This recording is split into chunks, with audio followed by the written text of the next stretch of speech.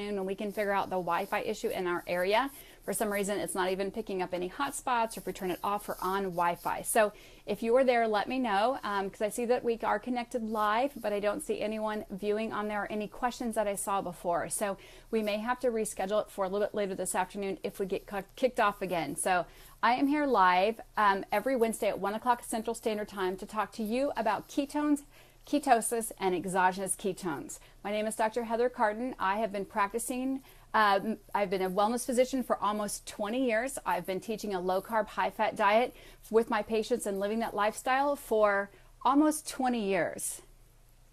And so it tells me that we are live, which is a good thumbs up. So I'm just going to continue on here as you have time to share this with you. And thank you for being patient with all of the internet connections that we're having. If we do get kicked off again, we will try to reschedule that. So I'm going to be here to help answer your questions that you have about Keto OS. So very simply, what are ketones? Ketones are simply a byproduct of fat metabolism. Our body makes 3 different ketones when it's broken down through a process called ketogenesis. So what happens is our body takes fat, we break them down into 3 ketones: acetoacetate, acetone, and beta-hydroxybutyrate. Today we're really going to be talking about beta-hydroxybutyrate because that is the most abundant ketone that we have in our body and gives us the most energy and easily absorbed and utilized. So ketones are simply a byproduct of fat metabolism, just like glucose is a byproduct of carbohydrate metabolism. Ketosis, simply stated, is an elevated level of blood ketones. That's right, elevated level of blood ketones. Anything above 0.5 is considered ketosis. Why haven't we been hearing about this more? Well, some of it's because we've been living with that big pyramid and we've been running on carbohydrates for fuel, eating a diet that's 45 to 60% high in carbohydrates and very minimal fats.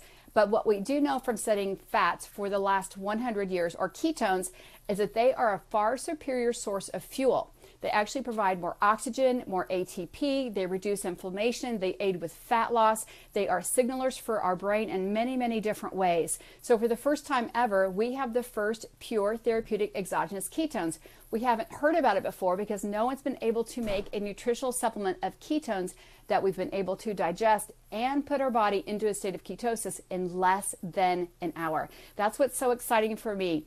Prior to this, when I would teach people a ketogenic diet, they would have to go to a very, very low carb diet, 3 to 5 to maybe 6% carbohydrates, and a diet high in 80% approximately fats, which would take their body weeks to days to sometimes a month to get into. And we know that's very, very tricky state, which means if we eat too much protein, if we don't sleep enough, if we get stressed out,